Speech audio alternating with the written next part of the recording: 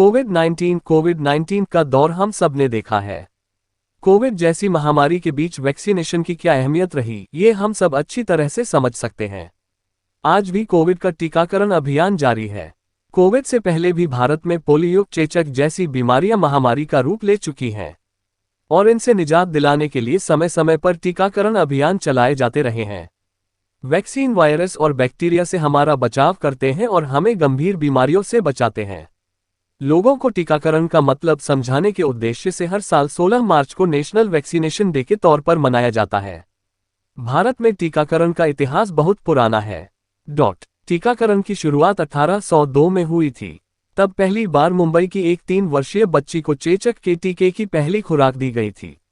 चेचक महामारी को कम करने के लिए भारत में 1896 में अनिवार्य टीकाकरण अधिनियम पारित किया गया था। 20वीं शताब्दी की शुरुआत में देश में कम से कम 4 टीके चेचक, हैजा, प्लेग और टाइफाइड उपलब्ध थे। एक तरफ हैजा और प्लेग तेजी से पैर पसार रहे थे, दूसरी तरफ उन्हें टीकाकरण के जरिए नियंत्रित किया जा रहा था। अगस्त 1948 में भारत ने पहला बीसीजी टीकाकरण किया। 1951 में बीसीजी टीके का व्यापक अभियान शुरू किया गया और 1977 में भारत को चेचक मुक्त घोषित कर दिया गया। क्या है राष्ट्रीय टीकाकरण का इतिहास? अब अगर 16 मार्च को राष्ट्रीय टीकाकरण दिवस मनाए जाने की बात करें तो पहली बार नेशनल वैक्सीनेशन डे को 16 मार्च 1995 में मनाया गया था।